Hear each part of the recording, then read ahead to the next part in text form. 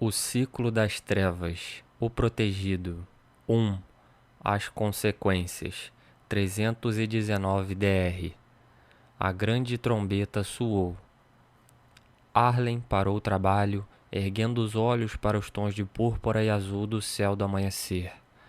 A névoa ainda pendia no ar, trazendo com ela um gosto úmido, amargo, familiar demais. Um medo silencioso cresceu em suas entranhas, enquanto aguardava na calmaria da manhã, esperando que tivesse sido sua imaginação. Ele tinha 11 anos. Houve uma pausa, então a trombeta soou 2 vezes numa sequência rápida. Uma longa e 2 curtas significavam sul e leste, o casario da floresta. Seu pai tinha amigos entre os lenhadores. Atrás de Arlen, a porta da casa se abriu e ele sabia que a mãe estaria lá, cobrindo a boca com as 2 mãos. Arlen voltou ao trabalho, sem precisar que lhe dissessem para se apressar. Algumas tarefas podiam esperar um dia, mas o gado ainda precisava ser alimentado, e às vezes as vacas ordenhadas. Deixou os animais no celeiro e abriu os depósitos de feno. Entornou a lavagem para os porcos e correu para pegar um balde de madeira para o leite. A mãe já se agachava sobre a primeira vaca. Ele pegou o banquinho sobressalente e se uniu a ela na cadência do trabalho. O som do leite chocando-se contra a madeira, tamborilando uma marcha fúnebre. Quando foram para o próximo par de fileira, Arlen viu o pai atrelando a montaria mais forte. Uma égua, castanha de 5 anos chamada Missy, a carroça. Seu rosto era sério enquanto trabalhava. O que encontrariam desta vez? Em pouco tempo, estavam na carroça, seguindo na direção do pequeno agrupamento de casas ao lado das florestas. Era perigoso lá, mais de 1 hora de viagem até a próxima estrutura protegida, mas a madeira era necessária. A mãe de Arlen, enrolada num chalé puído, abraçava um menino com força durante a viagem. Já estou bem grandinho, mãe, reclamou Arlen. Não preciso que me segure como um bebê. Não estou com medo. Não era inteiramente verdade, mas evitou que as outras crianças o vissem pendurado à sua mãe enquanto partiam. Já fazia um troça dele o bastante. Eu estou assustada, disse a mãe. E se for eu quem precisa ser abraçada? De repente, Arlen sentiu-se orgulhoso e aconchegou-se à mãe novamente pelo restante da viagem pela estrada. Ela nunca conseguia enganá-lo, mas, mesmo assim, sempre sabia o que dizer. Um pilar de fumaça oleosa já contava mais do que queriam saber muito antes de terem chegado ao seu destino. Estavam queimando os mortos. E se estavam começando as fogueiras tão cedo, sem esperar que os outros chegassem e rezassem, era porque os mortos tinham sido muitos. Muitos para se rezar sobre cada um, se o trabalho tivesse de terminar antes do anoitecer. Eram mais de 8 quilômetros de fazenda do pai de Arlen até o casario da floresta. Quando chegaram, os poucos incêndios de cabanas remanescentes haviam sido extintos, embora, na verdade, pouco restasse ainda para queimar. 15 casas, todas reduzidas a escombros e cinzas. As pilhas de lenha também, disse o pai de Arlen, cuspindo para o lado da carroça. Apontou com o queixo na direção da ruína escurecida que restara da madeira cortada na estação. Arlen fez uma careta ao pensar em como a cerca bamba que prendia os animais teria de durar outro ano, e de pronto se sentiu culpado. Afinal, era apenas madeira. A porta-voz da cidadela aproximou-se da carroça quando ela parou. Celia, a quem a mãe às vezes chamava de Celia Seca, Era uma mulher rígida, alta e magra, com a pele curtida. Seus cabelos longos e grisalhos vinham presos num coque firme, e ela trazia o chale como um distintivo do cargo. Não tolerava bobagens, como Arlen aprendera mais de uma vez na ponta de seu cajado. Mas naquele dia ele ficara aliviado com sua presença, como quando estava ao lado do pai. Algo em Celia fazia Arlen se sentir seguro. Embora nunca tivesse tido filhos, Celia agia como a mãe de todos no riacho de Tibé. Poucos conseguiam vencê-la em sabedoria, menos ainda em teimosia. Quando Celia tinha alguém em boa conta, era a melhor coisa do mundo. Que bom que veio, Jeff, falou Celia ao pai de Arlen. Sylvie e o pequeno Arlen também, emendou Meniano a cabeça para eles. Precisamos de todas as mãos que conseguirmos. Até o garoto poderá ajudar. O pai de Arlen resmungou, desembarcando da carroça. Trouxe minhas ferramentas. Só diga onde podemos ajudar. Arlen carregou as ferramentas preciosas da carroça. O metal era escasso no riacho, e seu pai tinha orgulho de suas duas pás, da picareta e da serra. Todas seriam de grande utilidade naquele dia. Quantos perdidos? Perguntou Jeff, embora realmente não parecesse querer saber. 27, contou Celia. Sylvie suspirou e cobriu a boca, lágrimas inundando seus olhos. Jeff cuspiu novamente. Algum sobrevivente? Quis saber Jeff. Poucos, respondeu Celia. Manny correu todo esse caminho até minha casa no escuro. Ela apontou com sua vara para um garoto que encarava uma pira funerária. Sylvie engasgou. Ninguém havia corrido tanto e sobrevivido. As proteções na casa de Brinny Lenhador aguentaram a maior parte da noite, continuou Celia. Ele e sua família viram tudo. Outros fugiram dos terraitas e buscaram refúgio lá, até o incêndio se espalhar e atingir o telhado. Esperaram na casa em chamas até as vigas começarem a estalar.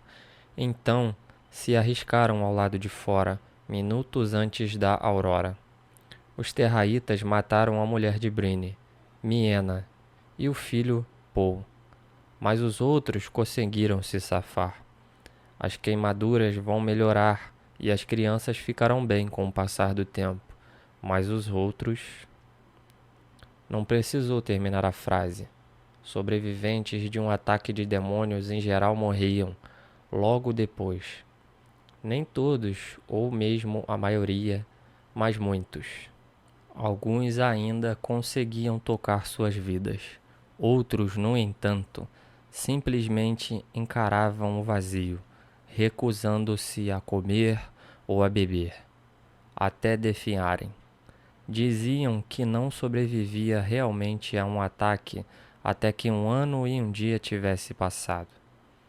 Ainda há dezenas de desaparecidos, comentou Celia, mas com pouca esperança na voz. Vamos desenterrá-los, concordou Jeff, sombrio, olhando para as casas derrubadas, muitas ainda fumegando. Os lenhadores construíam suas casas em grande parte com pedras para proteger-se de incêndios, mas mesmo a pedra queimaria se as proteções falhassem e muitos demônios das chamas se reunissem em um só lugar.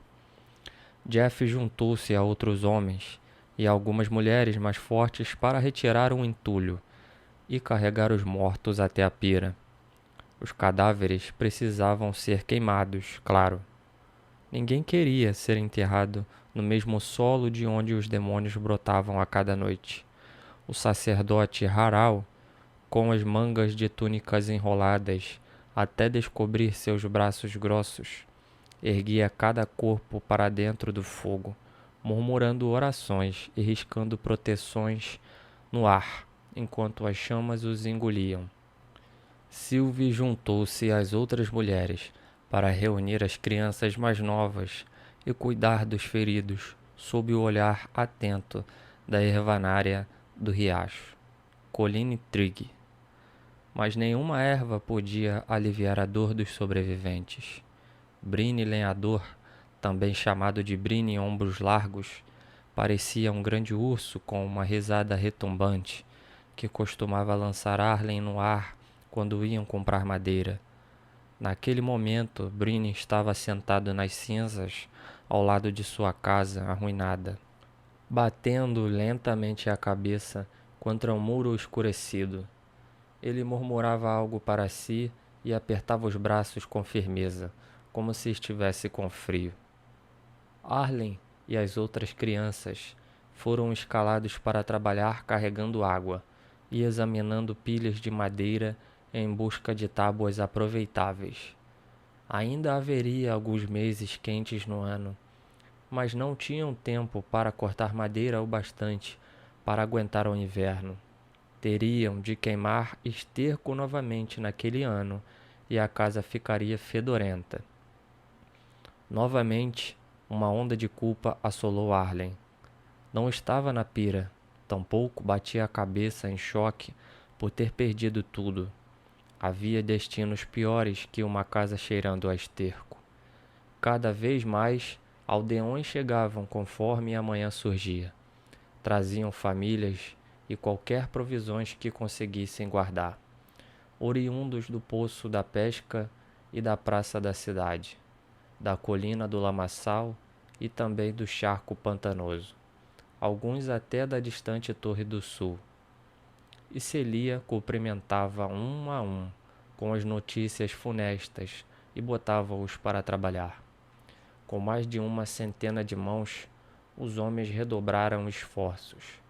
Metade deles continuavam a cavar, enquanto outros desciam a única estrutura aproveitável que restava do casario, a casa de Bryne Lenhador. Celia levou Bryne para longe, de alguma forma escorando o gigantesco homem que cambaleava, enquanto os outros limpavam os escombros e começavam a carregar novas pedras.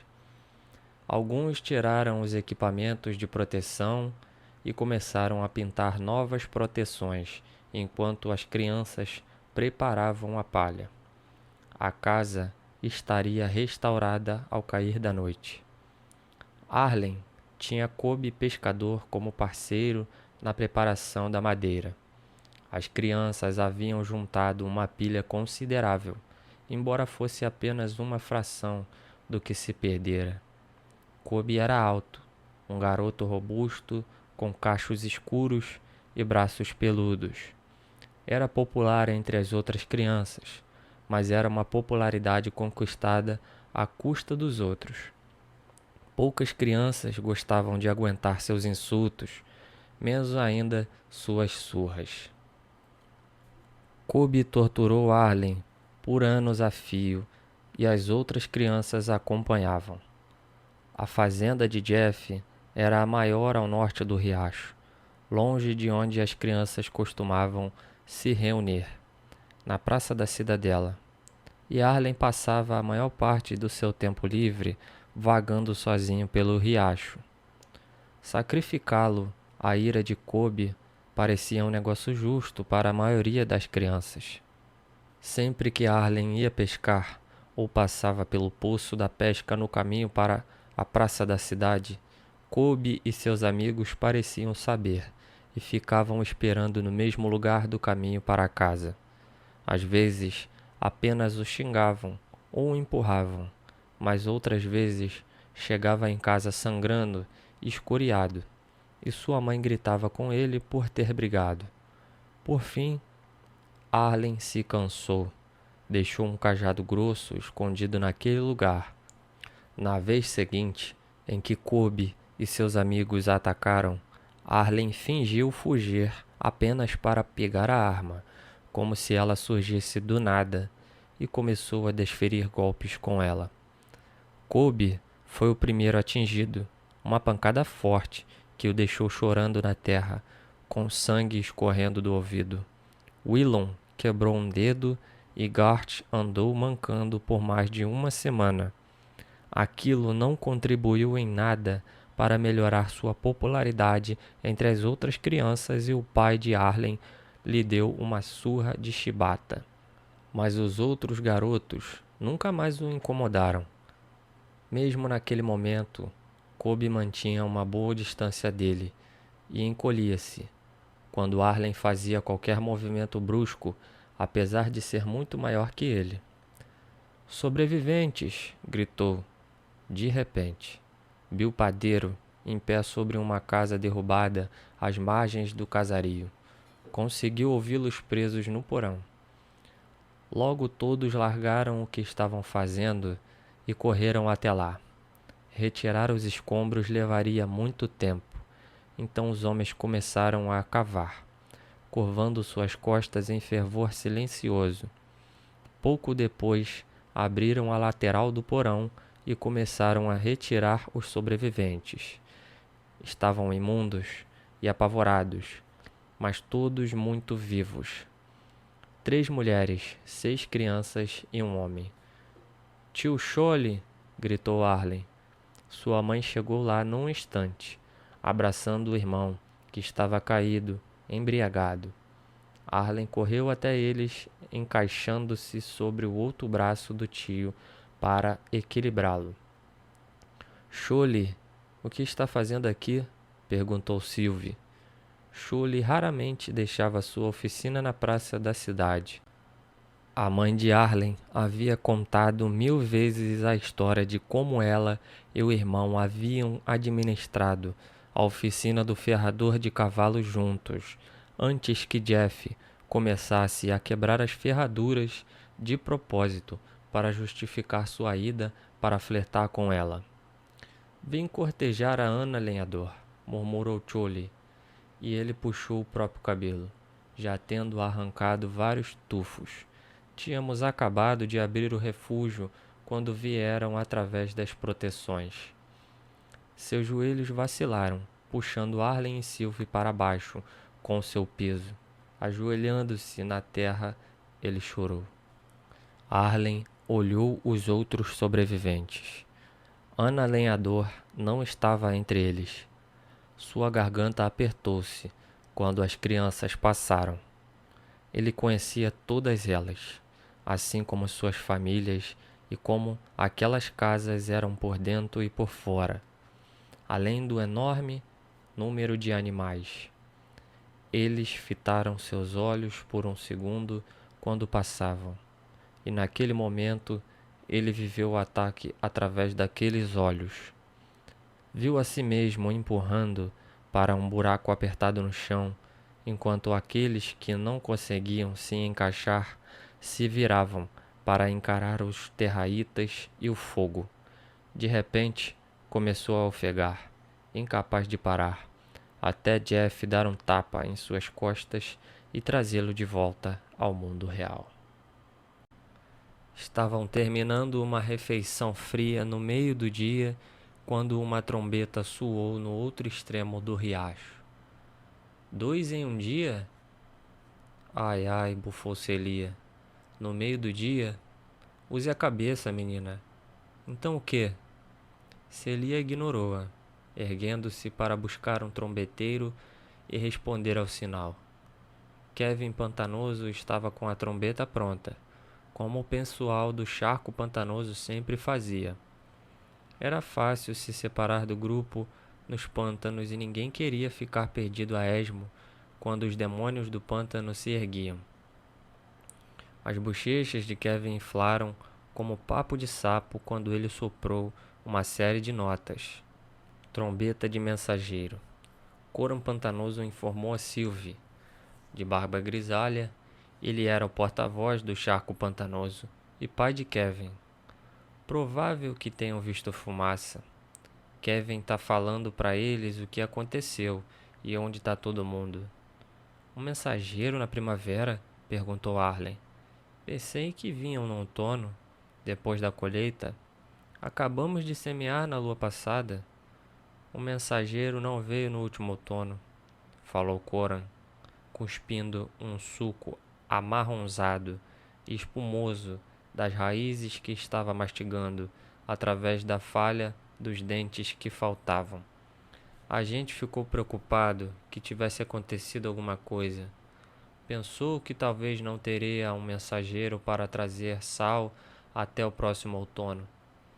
Ou talvez que os terraitas tivessem alcançado as cidades livres e deixado a gente isolado. Os mensageiros nunca conseguiriam chegar às cidades livres, disse Arlen. Arlen, cala a boca, chiou Sylvie. Ele é seu mais velho. Deixa o garoto falar, disse Coran. Já esteve numa cidade livre, garoto? Perguntou para Arlen. Não, admitiu o garoto. Conhece alguém que já esteve? Não, repetiu Arlen. Então o que faz pensar que é especialista? Perguntou Coran. Ninguém foi lá, exceto os mensageiros. São os únicos com coragem suficiente para ir tão longe à noite. Quem pode dizer que as cidades livres não são apenas lugares como o riacho? Se os terraitas podem chegar até aqui, podem chegar lá também. O velho Leitão é das cidades livres, falou Arlen. Rusco Leitão era o homem mais rico do riacho. Era dono do armazém geral, centro de todo o comércio no riacho de Tibé. Ah, é? Falou Coran. E o velho Leitão me contou, anos atrás, que uma viagem foi o bastante para ele. Quis voltar lá depois de uns anos, mas disse que não valia a pena o risco. Então pergunte para ele se as cidades livres são mais seguras que qualquer outro lugar. Arlen não quis acreditar naquilo. Tinha de existir lugares seguros no mundo. Mas, novamente, a imagem dele sendo lançado ao porão passou por sua mente, e ele sabia que nenhum lugar era seguro. O mensageiro chegou uma hora depois. Era um homem alto, com 30 e poucos anos, cabelo castanho cortado bem rente, em uma barba curta, espessa. Presa ao redor dos ombros largos havia uma cota de malha de aço. Ele também vestia um manto longo, escuro, com calças e botas de couro grosso. Sua égua era um corcel castanho elegante. Amarrado à sela do cavalo, havia um suporte com muitas lanças diferentes presas. Seu rosto estava sério quando se aproximou, mas os ombros eram altos e orgulhosos. Passou os olhos pela multidão e identificou a porta-voz facilmente, pois ela estava dando ordens. Voltou seu cavalo na direção dela. Acompanhando alguns passos atrás, numa carroça bem carregada, puxada por um par de mulas castanho escuras, estava o menestrel. Suas roupas eram feitas de retalhos brilhantes e coloridos, e tinha um alaúde ao lado, sobre o banco. Os cabelos eram de uma cor com que Arlen nunca tinha visto antes, como uma cenoura pálida, e a pele era tão clara que parecia nunca ter sido tocada pelo sol. Seus ombros estavam prostrados e ele parecia completamente exausto. Sempre vinha um menestrel com mensageiro anual. Para as crianças e para alguns adultos, o menestrel era o mais importante dos dois, pois pelo que Arlen conseguia se lembrar, era sempre o mesmo homem, de cabelos grisalhos, mas lépido e cheio de alegria. Este novo era mais jovem e parecia triste. As crianças correram até ele de imediato, e o jovem menestrel animou-se. A frustração evaporou do seu rosto tão rapidamente que Arlen começou a duvidar que ele tivesse mesmo estado lá. Num instante, o menestrel estava fora da carroça, fazendo malabarismos com bolas coloridas, enquanto as crianças comemoravam. Arlen e os outros largaram os seus trabalhos, seguindo na direção dos recém-chegados. Celia recuou, sem deixá-los prosseguir. O dia não fica mais longo porque o mensageiro chegou, bronqueou. Voltem ao trabalho. Houve grunhidos, mas todos voltaram ao trabalho. Você não, Arlen, disse Celia. Vem aqui. Arlen tirou os olhos do menestrel e foi até ela quando o mensageiro chegou. Celia seca? Perguntou o mensageiro. Apenas Celia, respondeu ela recatada. Os olhos do mensageiro arregalaram-se e ele enrubesceu. O alto de suas bochechas pálidas, agora em brasas sobre a barba. Ele desceu do cavalo e curvou-se. Perdão, disse ele. Não pensei que... Greg, seu mensageiro de costume, me disse que a senhora era conhecida assim. É agradável saber que Greg pensa de mim, após todos esses anos, disse Celia suando totalmente desapontada. Pensava, corrigiu o mensageiro. Ele morreu, senhora. Morreu? Perguntou Celia, parecendo repentinamente triste. Foram? O mensageiro balançou a cabeça negativamente. Uma friagem o pegou. Não os terraitas. Sou Ragen, seu mensageiro deste ano, enviado por graça de sua viúva. A guilda selecionará um novo mensageiro para vocês, e a começar no próximo outono. 1 ano e meio até recebermos o próximo mensageiro? Perguntou Celia, suando como se preparasse uma bronca. Mal conseguimos nos virar no inverno passado sem o sal restante. Sei que vocês veem como algo natural em 1000, mas metade de nossa carne e peixes estragou por falta de conservação adequada. E nossas cartas? Desculpe, senhora, falou Ragen. Suas aldeias ficam muito longe das estradas comuns e pagar um mensageiro para se comprometer por mais de um mês de viagem todo ano é caro. A guilda de mensageiros está com falta de mão de obra, depois que Craig pegou aquela friagem. Ele deu uma risadinha e sacudiu a cabeça, mas percebeu que o rosto de Celia curvou-se, em resposta. Sem ofensa, senhora. Era meu amigo também. É que não há muitos de nós, mensageiros, com teto em cima, uma cama abaixo e uma jovem mulher ao lado. A noite em geral costuma nos pegar antes disso, entende? Sim, respondeu Celia. O senhor tem mulher, Ragan? Sim, disse o mensageiro. Embora para o prazer dela e minha dor, eu veja minha égua mais que minha esposa. Ele riu, confundindo Arlen, que não pensava que ter uma mulher que não sentisse saudades fosse engraçado. Celia pareceu não notar. E se não pudesse vê-la de forma alguma? Perguntou ela. E se tudo que tivessem fossem cartas, uma vez ao ano, para comunicar-se com ela? Como se sentiria se soubesse que suas cartas atrasariam metade do ano? Nessa cidade, há pessoas com parentes nas cidades livres. Partiram com um mensageiro ou outro. Alguns há mais de 2 gerações. Essas pessoas não voltarão para casa, Ragen. As cartas são tudo o que temos delas, e vice-versa. Concordo plenamente com a senhora, falou Ragen. Mas a decisão não é minha.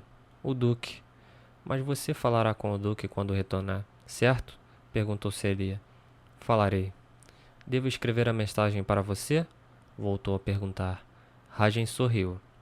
Acredito que conseguirei lembrar, senhora. Estou certa de que sim. Ragen fez uma nova reverência, ainda maior. Desculpe por chegar num dia tão obscuro, falou ele, os olhos voltando-se rapidamente para a pira funerária.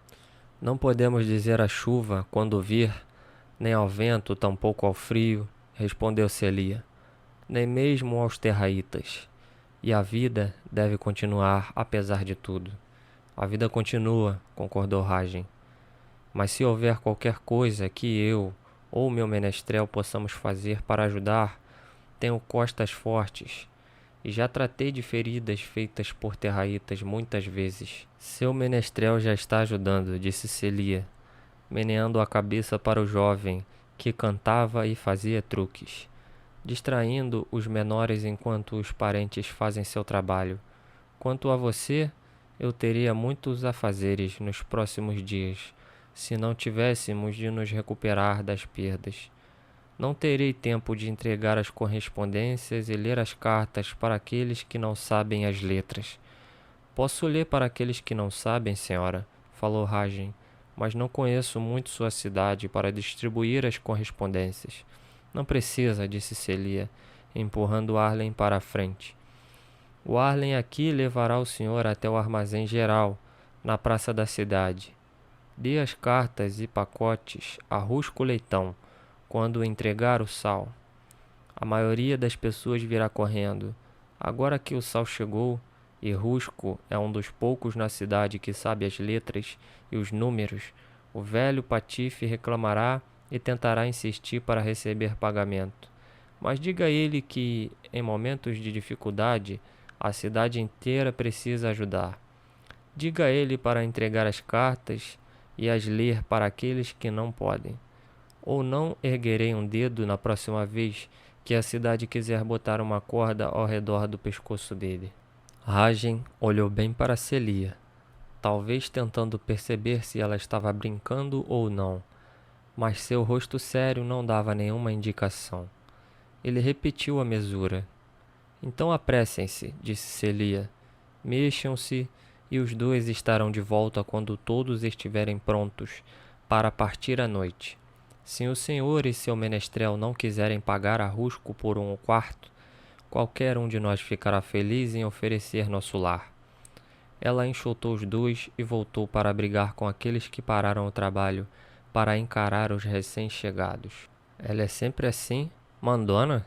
Perguntou Rajen enquanto caminhava ao lado de Arlen, até onde o menestrel estava fazendo mímica para as crianças menores.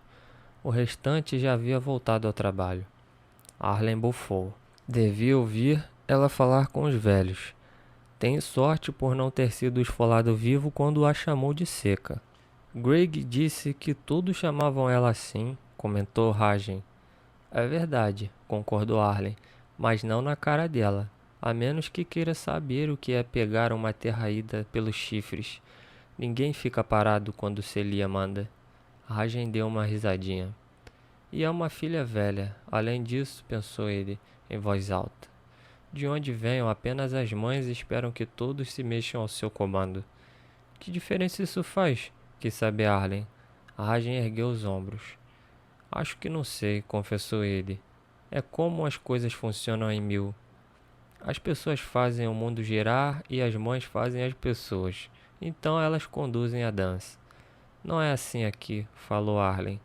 Nunca é nas cidades pequenas, observou Rajen. Não há gente o bastante para dispersar, mas as cidades livres são diferentes. Além de Mil, nenhuma das outras dá às mulheres muita voz. Isso parece tão idiota quanto, murmurou Arlen. E é, concordou Rajen. Um mensageiro parou e entregou a Arlen as rédeas do corcel. Espere aqui um minuto, disse ele, e foi até o menestrel. Os dois homens afastaram-se para conversar. Arlen viu o rosto do menestrel mudar novamente, ficando nervoso, em seguida petulante e, por fim, resignado enquanto tentava argumentar com Rajen, cujo rosto permaneceu sério o tempo todo. Sem tirar o olho fulminante do menestrel, o mensageiro fez o sinal para Arlen, que trouxe o cavalo até eles. E não me importa o quanto eu esteja cansado, dizia Rajen, sua voz um sussurro ríspido. Essas pessoas têm um trabalho horrível a fazer. Se você precisa dançar e brincar até tarde inteira para manter as crianças ocupadas enquanto eles trabalham, então é melhor que eu faça. Agora melhore essa cara e trabalhe. Ele arrancou as rédeas de Arlen e lançou-as para o homem.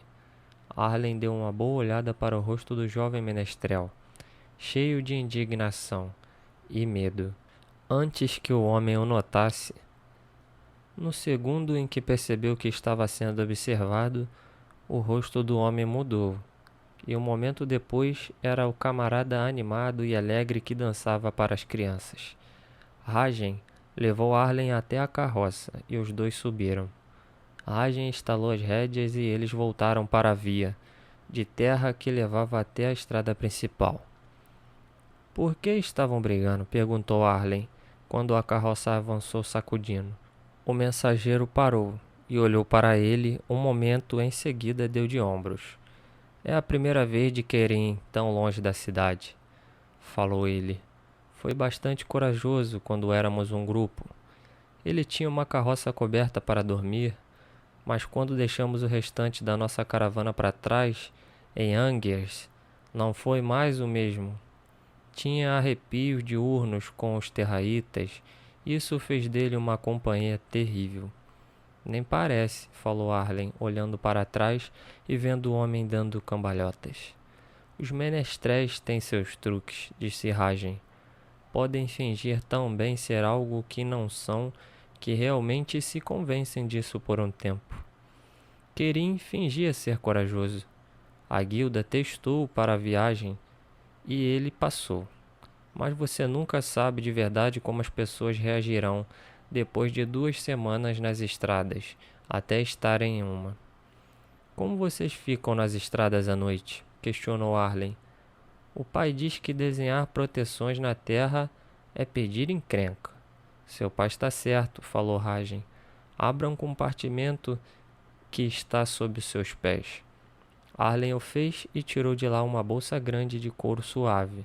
Dentro dela havia uma corda com nós, amarrada com pratos de madeira, laqueada, maiores que sua mão. Seus olhos se arregalaram quando viu as proteções esculpidas e pintadas na madeira. De pronto, Arlen sabia o que era. Um círculo protetor portátil, grande o bastante para cercar a carroça e outras coisas ao redor. Nunca vi algo assim, falou Arlen. Não são fáceis de fazer, explicou o mensageiro. A maioria dos mensageiros passa o treinamento todo dominando a arte. Nenhum vento ou chuva consegue borrar os sinais. Mas, ainda assim, não é o mesmo do que ter paredes em uma porta com proteções. Já viu um terraíta cara a cara, garoto? Perguntou ele, virando-se para olhar Arlen com seriedade. Vi um pulando para cima de você, sem lugar para correr e nada para protegê-lo, exceto uma magia que você não consegue ver? Ele negou com a cabeça. Talvez eu tenha sido duro demais com Kerim. Ele passou bem no teste. Gritou um pouco, mas isso era esperado. Noite após noite é outra coisa. Pesa sobre alguns homens, sempre preocupados que uma folha solta cairá numa proteção. E então ele chiou de repente e lançou a mão em garra sobre Arlen, gargalhando quando o garoto teve um sobressalto. Arlen correu, o dedão sobre cada sinal liso, laqueando, sentindo sua força. Havia um dos pratos para cada metro de corda, mais do que haveriam em qualquer círculo protetor. Contou mais de 40 deles. Os demônios do vento não conseguem voar para dentro de um círculo tão grande? Perguntou ele. O pai botou postes para impedir que eles baixassem nos campos. O homem olhou para ele um pouco surpreso. Seu pai provavelmente está desperdiçando tempo. Demônios do vento são bons no voo, mas precisam de espaço para correr ou algo para escalar e saltar para decolar. No milharal, não há nada disso, então ficam relutantes em pousar, a menos que vejam algo tentando demais para resistir, como algum garotinho dormindo no campo para provar coragem. Ele olhou para Arlen, do mesmo jeito que Jeff fazia quando alertava Arlen que os terraítas não eram brincadeiras, como se ele não soubesse. Demônios do vento também precisam girar em grandes arcos, continuou Ragen, e a maioria deles tem uma envergadura de asa maior que esse círculo. É possível que um consiga entrar, mas nunca vi acontecer. Mas se acontecer, ele apontou para a lança longa e grossa que mantinha perto de si. Você mataria um deles com uma lança? Perguntou Arlen. Provavelmente não, respondeu Ragen. Mas ouvi dizer que é possível afastá-los, prendendo-os contra as suas proteções. Ele riu. Espero que nunca precise descobrir. Arlen mirou com os olhos arregalados. Ragen devolveu o olhar. seu rosto repentinamente sério. Ser mensageiro é um trabalho perigoso, garoto. Arlen o encarou por um longo tempo. Valeria a pena para ver as cidades livres, falou ele por fim. Diga a verdade. Como é Fort Mill? É a cidade mais rica e mais bonita do mundo, respondeu Ragen, erguendo a manga de malha de metal para revelar uma tatuagem no antebraço de uma cidade incrustada entre duas montanhas. As minas do Duque são ricas em sal, metal e carvão. Suas muralhas e telhados são tão bem protegidos que as proteções domésticas mal são testadas. Quando o sol brilha em suas muralhas, deixa até as montanhas envergonhadas. Nunca vi uma montanha, falou Arlen, maravilhado, enquanto ele corria o dedo pela tatuagem. Meu pai diz que são apenas colinas grandes. Vê aquela colina? Perguntou Ragen, apontando ao norte. Arlen assentiu. Colina do Lamaçal. Lá de cima dá para ver o riacho todo. Ragen meneou a cabeça. Sabe o que centena significa, Arlen? Perguntou ele. Arlen assentiu novamente e respondeu. 10 pares de mãos. Bem mesmo uma montanha pequena é maior do que uma centena de colinas do lamaçal empilhadas. As montanhas de Mil não são pequenas, falou Ragen. Os olhos de Arlen se arregalaram enquanto tentava imaginar. Devem tocar o céu, disse ele. Algumas ficam acima dele, gabou-se Ragen. Sobre elas é possível olhar as nuvens de cima. Um dia quero ver isso, decidiu Arlen. Pode entrar na guilda dos mensageiros quando tiver idade suficiente, aconselhou Ragen. Arlen sacudiu a cabeça e retrucou. O pai diz que quem vai embora é desertor. Ele sempre cospe quando fala isso. Seu pai não sabe do que está falando, respondeu Ragen. Cuspir não torna as coisas verdadeiras. Sem os mensageiros, até mesmo as cidades livres desmoronariam. Pensei que as cidades livres eram seguras, falou Arlen. Nenhum lugar é seguro, Arlen. Nem mesmo Mil tem mais pessoas e pode absorver todas as mortes com mais facilidade que um lugar como o Riacho de Tibé. Mas os terraítas cobram seu preço todos os anos. Quantas pessoas moram em Mil? Perguntou Arlen. Temos 900 pessoas no Riacho de Tibé, e o pasto ensolarado lá em cima parece ter o mesmo tamanho. Temos mais de 30.000 em Mil, falou Ragen com orgulho. Arlen olhou para ele confuso. 1.000 são 10 centenas, explicou o mensageiro. Arlen pensou por um momento. Em seguida, mexeu a cabeça e falou. Não tem tudo isso de gente no mundo. Tem muito mais, respondeu Ragen. Tem o mundo inteiro lá fora para aqueles que desejam desbravar a escuridão. Arlen não respondeu, e eles passaram um tempo em silêncio. Levou cerca de 1h30 para a carroça chegar à praça da cidade, no centro do riacho. A praça da cidade tinha uma dúzia de casas de madeira protegida para aqueles cujo trabalho não exigia ir para os campos ou arrozais, pescar ou cortar madeira. Ali se encontravam o alfaiate e o padeiro, o ferreiro, o tanoeiro e os outros trabalhadores. No centro ficavam a praça, onde as pessoas se reuniam, e o maior prédio do riacho, o armazém geral. Havia um salão grande e aberto na frente que abrigava mesas e o bar. Um estoque ainda maior nos fundos e um porão, abarrotado com a maioria das coisas de valor do riacho. A cozinha era liderada pelas filhas do leitão, Daisy e Catherine. 2 créditos pagavam uma refeição de deixar qualquer um estufado. Mas Sylvie chamava o velho leitão de trapaceiro, pois 2 créditos podiam comprar grãos suficiente para uma semana. Ainda assim, muitos dos homens solteiros pagavam o preço, nem todos apenas pela comida. Daisy era feiosa e Catherine gorda, mas tio Charlie disse que os homens que se casassem com elas estavam com a vida feita. Todos no riacho levavam seus produtos para os leitão, fossem milho, carne ou peles, louças ou tecidos, mobília ou ferramentas. Leitão recebia os produtos, contava-os e dava aos clientes créditos para comprar outras coisas na loja. No entanto, as coisas sempre pareciam custar muito mais do que Leitão pagava por elas. Arlen sabia bem os números para ver isso. Havia brigas memoráveis quando as pessoas apareciam para vender, mas Leitão determinava os preços e, em geral, conseguia o que pedia. Quase todo mundo odiava o Leitão, mas precisava dele também. E era mais provável que as pessoas limpassem seu casaco e abrissem as portas para ele, em vez que cuspissem quando passasse. Todos no riacho trabalhavam de sol a sol, e mal tinham o bastante para sobreviver.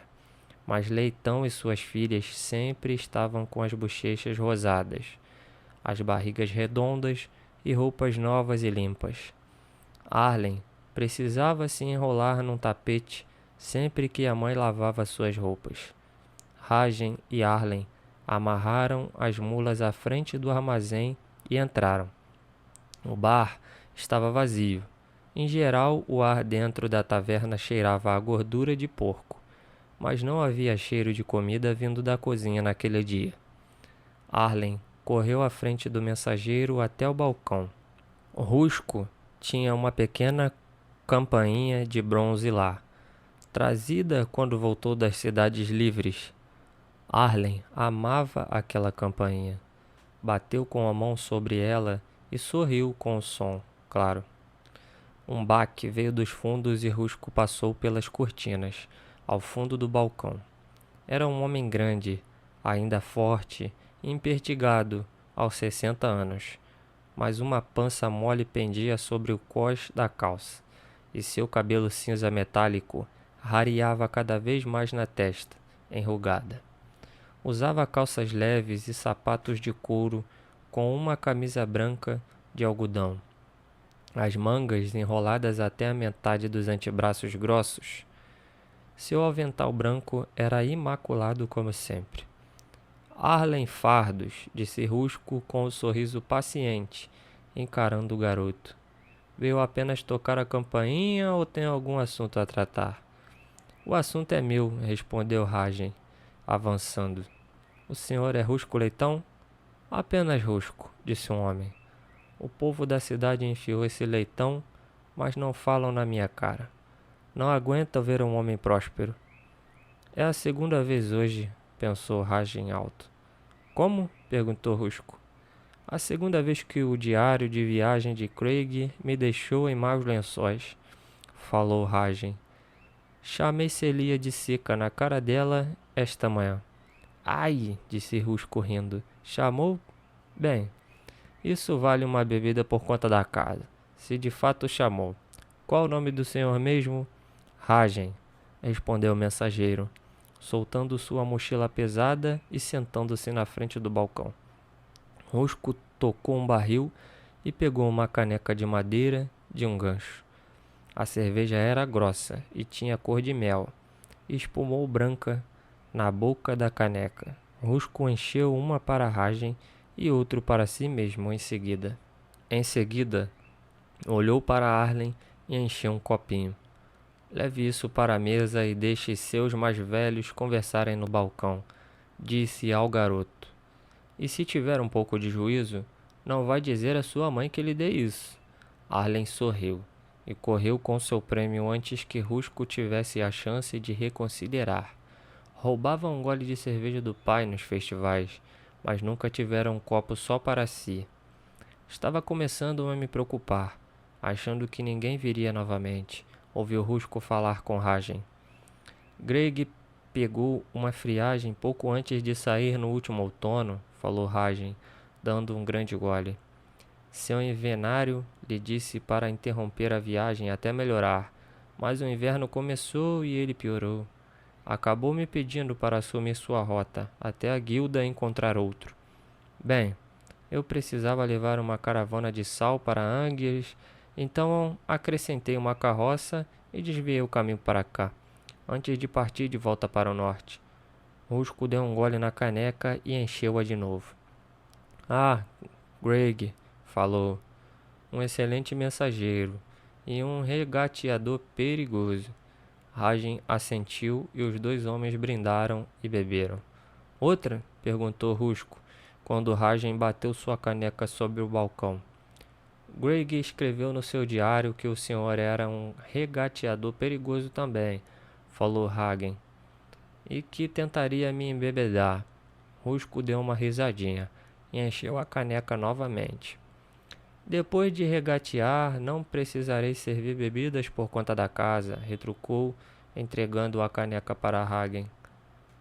Vai precisar, se quiser que a correspondência chegue a 1000, falou Hagen com um sorriso, aceitando a bebida. Posso ver que o senhor será tão durão quanto Craig, resmungou Rusco, enchendo a própria caneca. Aqui, falou ele, quando a espuma transbordou. Podemos regatear bêbados. Eles tiraram e brindaram, e riram novamente. Quais são as notícias das cidades livres? Perguntou Rusco. Os crasianos ainda estão determinados a se destruir? Ragen deu de ombros. Pelo que me disseram, parei de ir para a Crásia, uns anos atrás, quando me casei. Longe e perigoso demais. Então o fato de eles cobrirem suas mulheres com cobertores não tem nada a ver com isso? Perguntou Rusco. Ragen gargalhou.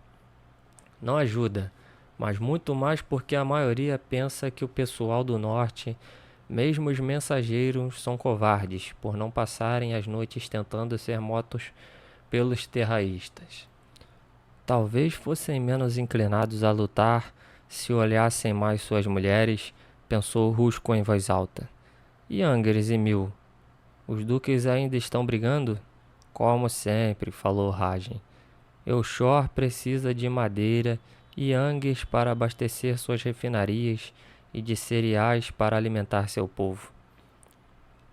Hennebeck precisa do metal e do sal de Mil.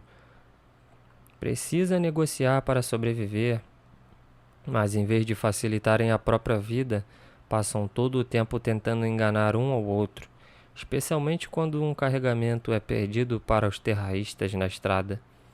No último verão, os demônios atingiram uma caravana de aço e sal. Mataram os cocheiros, mas deixaram a maior parte da carga intacta. Hennebeck recolheu-a e recusou-se a pagar, reivindicando direitos de salvação. O Duque Eulshor deve ter ficado furioso, falou Rusco. Furibundo, concordou Ragen. Fui eu que levei as novas para ele.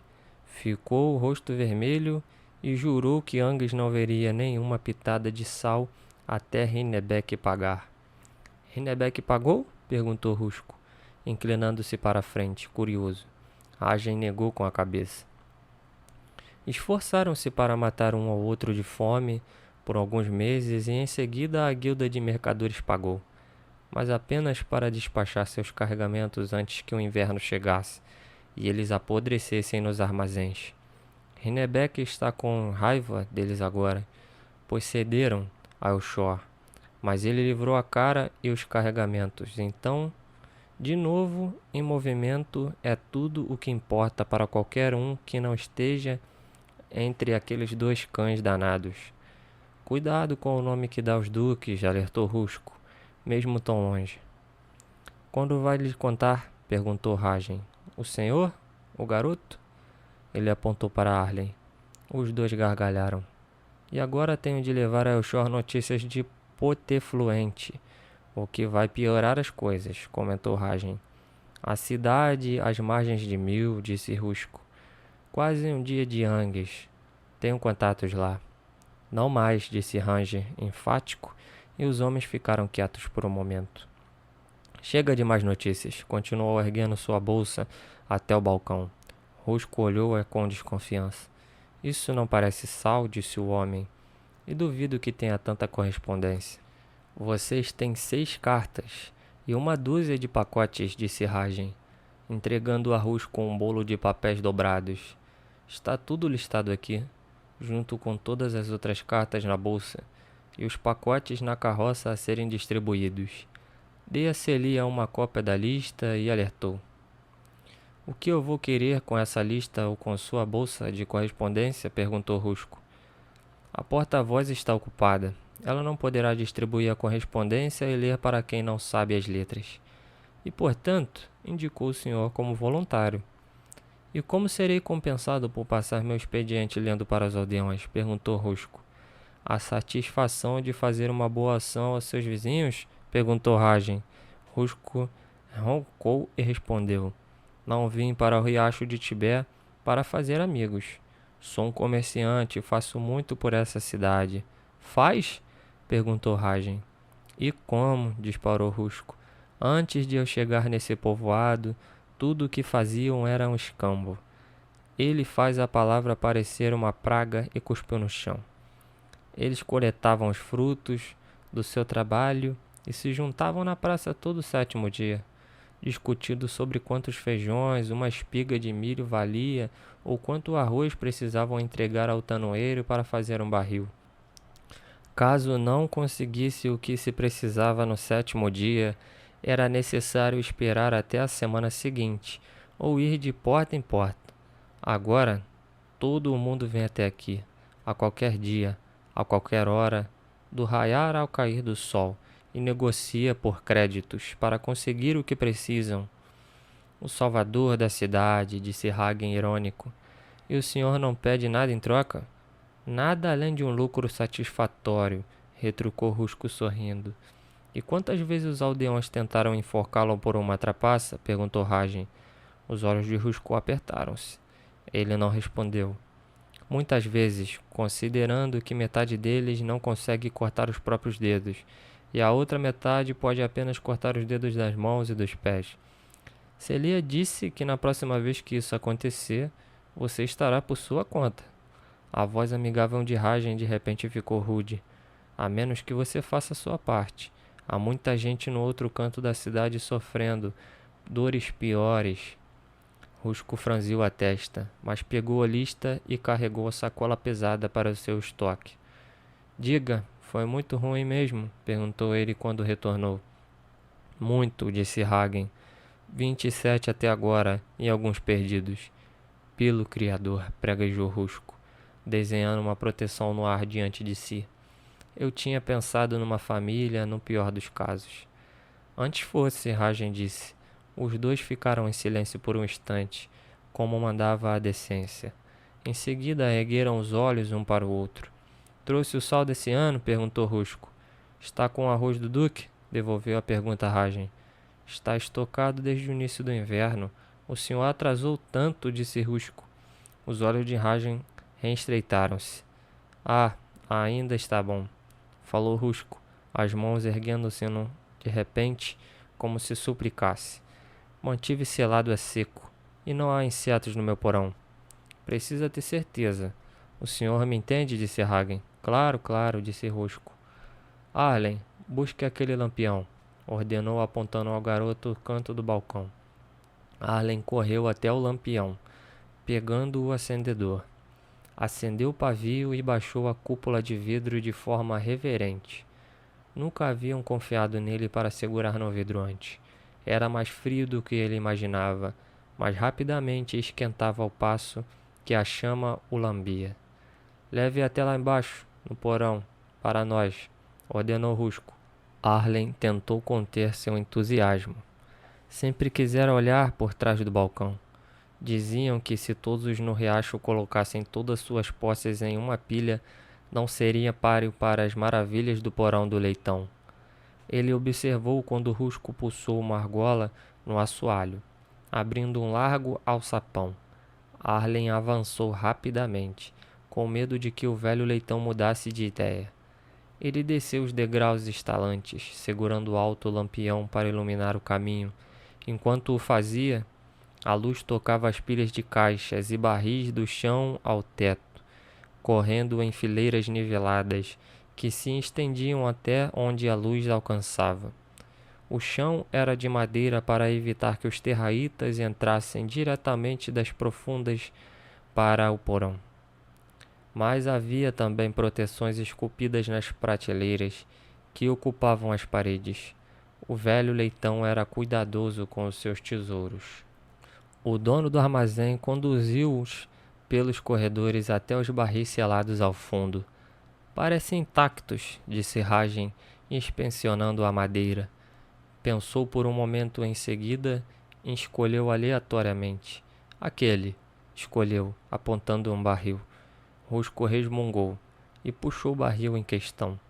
Algumas diziam que seu trabalho era fácil, mas seus braços eram tão fortes e grossos quanto os de qualquer um que batia machados ou foices. Rompeu o selo e abriu a tampa do barril, colhendo o arroz numa panela rasa para a Ragen inspecioná-lo. Arroz de charco bom, disse ao mensageiro, e sem nenhum carruncho, nem sinal de apodrecimento. Chegará a um preço alto em 1000, especialmente depois de tanto tempo. Ragen resmungou e meneou a cabeça. Então o barril foi liberado e eles voltaram para o andar de cima. Discutiram por um tempo sobre quantos barris de arroz valiam os pesados sacos de sal que estavam na carroça. No final, nenhum dos dois pareceu feliz, mas apertaram as mãos em sinal de negócio fechado. Rusco chamou as filhas e todos foram até a carroça para começar a descarregar o sal. Arlen tentou erguer um saco, mas era pesado demais. Ele cambaleou e caiu soltando. Tome cuidado, bronqueou Daisy, batendo na cabeça do rapaz. Se não pode erguer, então vá para a porta, gritou Catherine. Ela mesma tinha um saco sobre o ombro e outro enfiado sobre o braço rechonchudo. Arlen ergueu-se e correu para segurar o portão para ela. Busque ferro de molheiro e diga que pagaremos 5. Quer dizer, 4 créditos para cada saca que ele moer, disse Rusco a Arlen. Quase todo o mundo no riacho trabalhava para o leitão. De um jeito ou de outro, o povo da praça principalmente. 5 se lhe acomodar em barris com arroz para mantê-lo seco. Ferd está fora, no casario, disse Arlen, assim como a maioria das pessoas. Rusco resmungou, mas não respondeu. Logo a carroça ficou vazia, exceto por algumas caixas e sacas que não continham sal. As filhas de Rusco olharam-nas com avidez, mas não disseram nada. Vamos trazer o arroz do porão hoje à noite e mantê-lo no quarto dos fundos até o senhor estar pronto para voltar a 1000, disse Rusco, quando o último saco foi levado para dentro. Fico agradecido, disse Ragen. Os negócios com os duques estão fechados, então? Perguntou Rusco com um sorrisinho, seus olhos passando rapidamente sobre os itens que permaneceram na carroça. Os negócios com o duque, sim, disse Ragen, abrindo um sorriso de volta. Arlen esperava que lhe dessem outra cerveja, enquanto regateavam. A bebida fizeram com que ele se sentisse zonzo, como se estivesse em uma friagem, mas sem a tosse, os espirros ou as dores. Gostava da sensação e queria experimentá-la novamente. Ele ajudou a carregar o restante dos produtos para a taverna e Catherine ofereceu um prato de sanduíches grossos com carnes.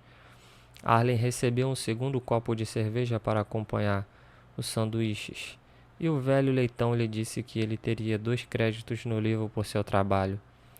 Não vou contar aos seus pais, disse Leitão, mas se gastarem cerveja e eles o pegarem, você vai ter de amenizar a culpa que sua mãe vai botar em mim.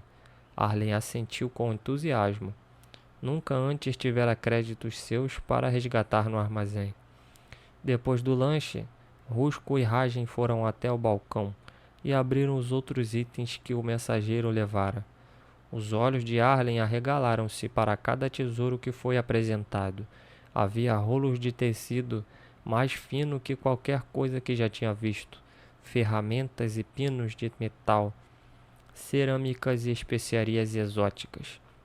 Havia até mesmo algumas taças feitas de vidro claro, reluzente. Leitão parecia menos impressionado.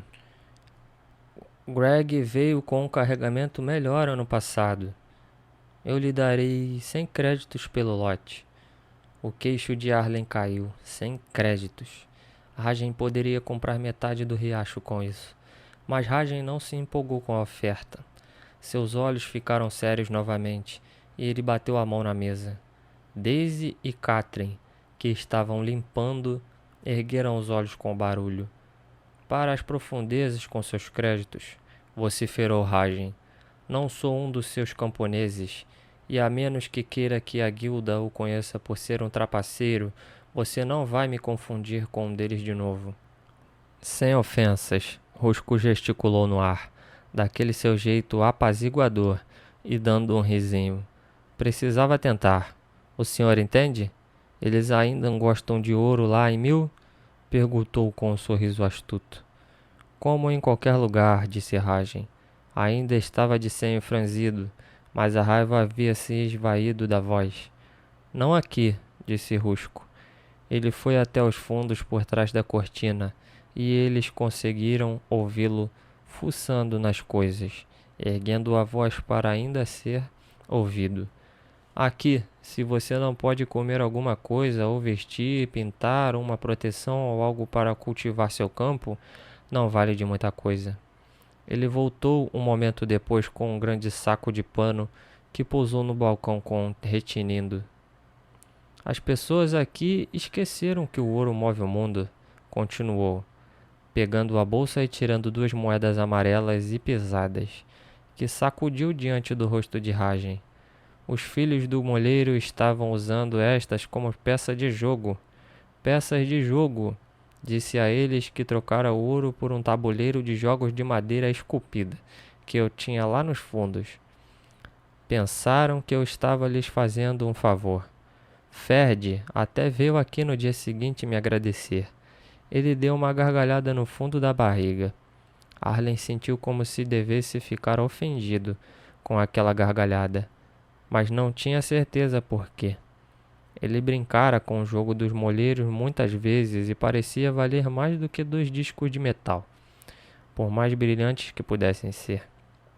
Eu trouxe muito mais do que o valor de 2 sóis, disse Rajen, sacudindo a cabeça para as moedas e em seguida olhando para a bolsa. Rusco sorriu. Não se preocupe, falou, desatando a bolsa por completo. Quando o tecido se abriu no balcão, mais moedas brilhantes apareceram, junto com correntes e anéis e cordões de pedras brilhantes. Tudo era muito bonito, Arlen achou, mas ficou surpreso como os olhos de Rajen se abriram e se revestiram de uma luz cobiçosa. Novamente negociaram, e Rajen ergueu as pedras à luz e mordeu as moedas, enquanto Rusco tateava o tecido e experimentava as especiarias. Era uma confusão para Arlen, cuja cabeça girava com a cerveja. Canecas e mais canecas chegavam até os homens pelas mãos de Catherine, que estava no balcão, mas eles não mostravam sinais de estar tão afetados quanto Arlen. 220 sóis de ouro, 2 luas de prata e correntes e 3 anéis de prata, disse por fim Rusco, e nem uma luz de cobre a mais. Não me surpreende que tenha crescido nesse fim de mundo, disse Rajen. Deviam ter corrido com o senhor da cidade por embuste. Insultos não o deixarão mais rico, disse Leitão, confiante de que estava na vantagem. Sem riquezas para mim dessa vez, disse Rajen. Tirando meus custos de viagem, todas essas luzes irão para a viúva de Greg. Ah, gênia, falou Rusco melancólico. Ela costumava escrever para aqueles que não sabiam as letras em 1000. Meu sobrinho idiota entre eles. O que será dela? Rajen sacudiu a cabeça e falou. A guilda não lhe pagou nada pela viuvez, porque Greg morreu em casa. E como ela não é mãe, lhe negarão muitos trabalhos. Sinto muito por isso, disse Rusco. Greg lhe deixou algum dinheiro, contou Rajen. Embora ele nunca tivesse muito, a guilda ainda pagará para que ela escreva. Com o dinheiro dessa viagem, ela deve ter o suficiente para viver durante um tempo. Mas é jovem e esse dinheiro acabará. No fim das contas, a menos que ela se case novamente ou encontre uma ocupação melhor. E então? Quis saber Rusco. Ragen deu de ombros. Será difícil para ela encontrar um marido novo, já tendo se casado sem ter tido filhos, mas não viverá uma mendiga. Meus irmãos de guilda e eu juramos isso. Um de nós a assumirá como serviçal antes que isso aconteça. Rusco sacudiu a cabeça. Ainda assim, cair de classe de mercador para ser serviçal? Ele pegou na sacola muito mais leve e apresentou um anel com uma pedra transparente e brilhante incrustada nele. Dê isso a ela, falou Rusco, estendendo o anel. Mas quando Hagen estendeu a mão para pegá-lo, Rusco puxou de volta num repente e falou: Preciso de uma mensagem dela de volta, você me entende. Conheço a letra dela. Hagen olhou para ele por um momento e Rusco acrescentou rapidamente, sem ofensas, claro. Hagen sorriu. Sua generosidade supera seu insulto, falou tomando o anel. Isso manterá a barriga dela cheia por meses.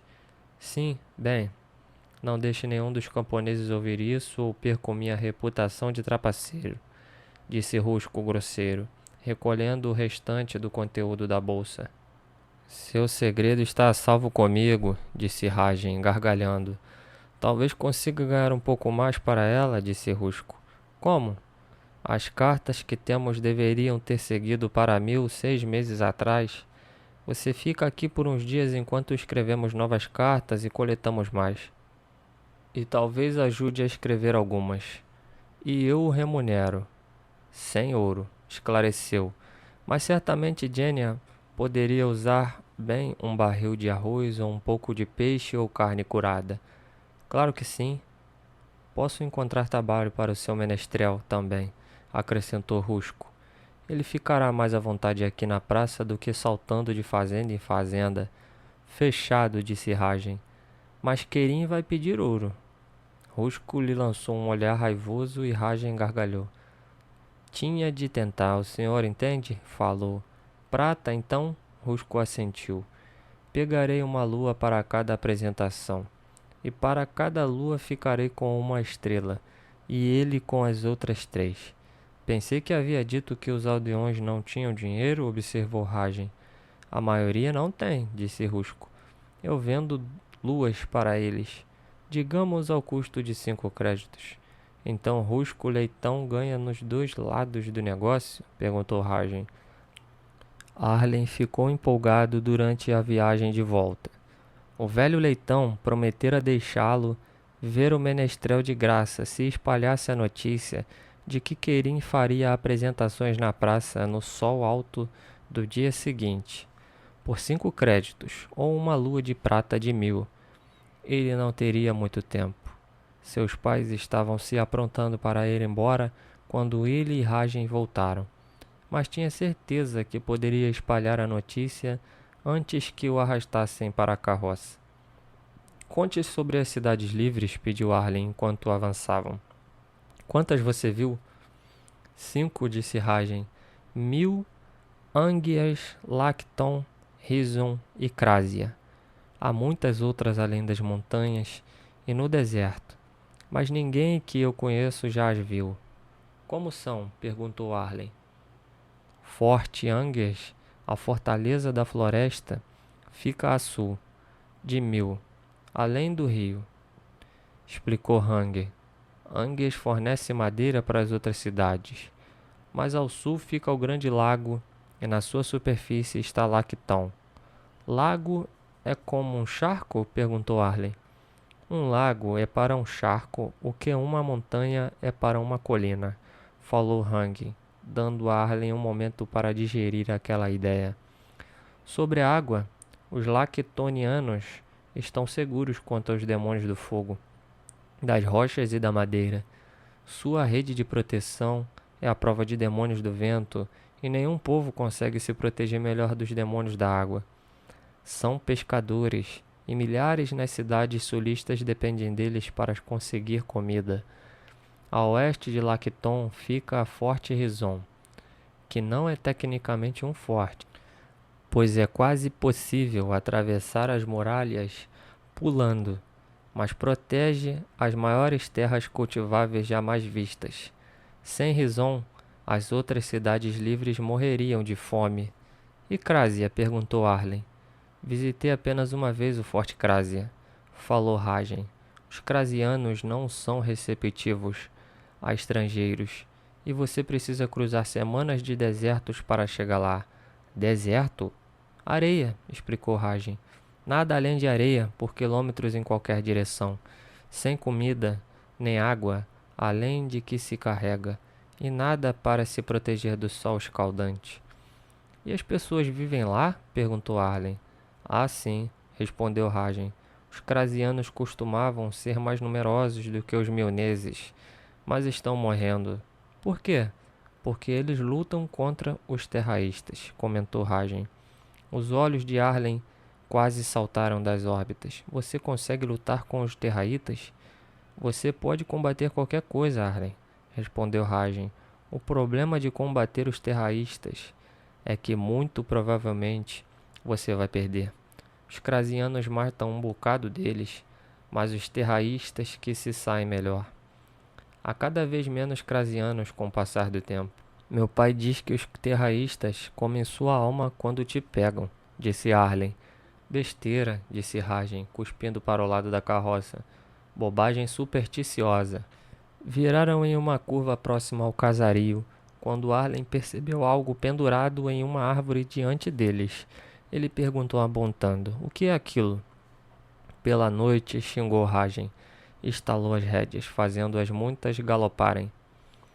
Arlen foi lançado para trás no banco e levou um momento para se acertar. Quando fez, olhou para a árvore, que estava se aproximando rápido. Tio Chole? Gritou ele, vendo o homem chutando enquanto arranhava a corda ao redor do pescoço. Socorro, socorro! Gritou Arlen. Saltou da carroça em movimento, batendo com força no chão, mas se equilibrou e correu na direção de Chole. Ficou embaixo do homem, mas um dos pés agitados de Chole acertou na boca, derrubando-o. Ele sentiu o gosto de sangue, mas estranhamente não havia dor. Ergueu-se novamente, agarrou as pernas de Chole e tentou levantá-lo para afrouxar a corda. Mas ele era baixo demais e Chole pesado demais, e o homem continuava a engasgar e se contorcer. Ajude aqui! Gritou Arlen para Ragen. Ele está sufocando, alguém ajude! Ele ergueu os olhos para ver Ragen puxando uma lança da parte de trás da carroça. O mensageiro afastou-se e lançou com pouco impulso para acertar, mas sua mira era boa, cortando a corda e derrubando o próprio Chole sobre Arlen. Os dois caíram na terra. Ragen chegou lá num instante, puxando a corda da garganta de Chole. Não parecia fazer muita diferença. O homem ainda engasgava e arranhava a garganta. Seus olhos estavam tão esbugalhados que pareciam querer saltar da cabeça, e o rosto tão vermelho que estava quase púrpura. Arlen gritou quando ele teve um espasmo violento, e então ficou quieto. Ragen apertou o peito de Chole e soprou grandes gofadas de ar dentro dele, mas não teve efeito. No fim, o mensageiro desistiu, desmoronando no chão, praguejando. A morte não era estranha para Arlen. Aquele espectro era um visitante habitual no riacho de Tibé. Mas uma coisa era morrer com as terraítas, ou com uma friagem. Aquilo era diferente. Por quê? Perguntou Ragen. Por que ele lutou tanto para sobreviver à última noite? Apenas para se matar agora? Ele lutou? Devolveu a pergunta. Algum deles realmente lutou? Ou eles correram e se esconderam? Eu não, começou Arlen. Esconder-se nem sempre é o bastante, Arlen, interrompeu Ragen. Às vezes, esconder-se mata algo dentro de você de tal forma que, mesmo se sobreviver aos demônios, não terá sobrevivido de verdade. Que mais ele podia ter feito? Perguntou Arlen. Não dá para lutar contra um demônio. Antes lutar com um urso em sua própria caverna, disse Ragen. Mas é possível. Mas você disse que os Krasianos estão morrendo por causa disso, contestou Arlen. Estão, confirmou Rajen, mas eles seguem seu coração. Sei que parece loucura, Arlen, mas lá no fundo os homens querem lutar, como faziam nas histórias de antigamente. Querem proteger suas mulheres e crianças, como homens deveriam fazer. Mas não podem, porque as grandes proteções se perderam. Então eles se prendem como lebres engaioladas, escondendo-se aterrorizados durante a noite.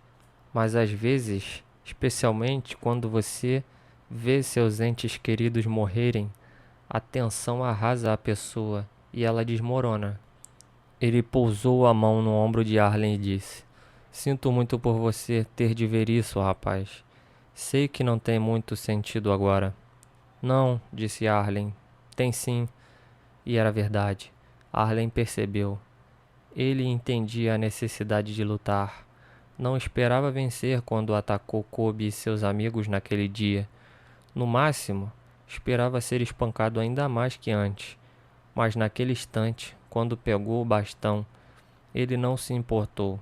Apenas sabia que estava cansado de aguentar os abusos e quis acabar com aquilo de um jeito ou de outro. Era reconfortante saber que não estaria sozinho. Arlen olhou para o tio, que jazia no chão. Seus olhos arregalados de medo, ajoelhou-se e tocou os olhos dele, fechando-os com as pontas dos dedos. Chole não tinha nada mais a temer. Já matou um Terraíta? Perguntou ao mensageiro. Não, respondeu Rajen, balançando a cabeça. Mas combati alguns. Tenho cicatrizes para provar. Mas sempre me interessei mais em fugir do que mantê-los longe de outra pessoa. Arlen pensou sobre aquilo enquanto enrolavam Chole numa lona e o colocavam na carroça. Seguindo às pressas para o casario, Jeff e Sylvie já haviam arrumado a carroça e esperavam impacientes para partir. Mas a visão do corpo dissolveu sua raiva pelo retorno tardio de Arlen. Sylvie urrou e lançou-se sobre o irmão, mas não havia tempo a perder se quisessem voltar à fazenda até o crepúsculo. Jeff teve de contê-la quando o sacerdote Harald pintou uma proteção na lona e fez uma oração enquanto lançava Chole na pira. Os sobreviventes que não ficaram na casa de Bryne Lenhador dividiram-se e foram obrigados por outros. Jeff e Sylvie ofereceram alojamento para 2 mulheres. Norine Lenhador tinha mais de 50 verões. Seu marido morrera alguns anos antes e ela perdera a filha e o neto no ataque. Maria Fardos era velha também, com quase 40. Seu marido foi deixado do lado de fora quando os outros sortearam lugares no porão.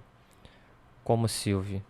As duas seguiram cabisbaixas na traseira da carroça de Jeff, encarando os joelhos. Arlen despediu-se de Rajen com um aceno, quando seu pai estalou o chicote.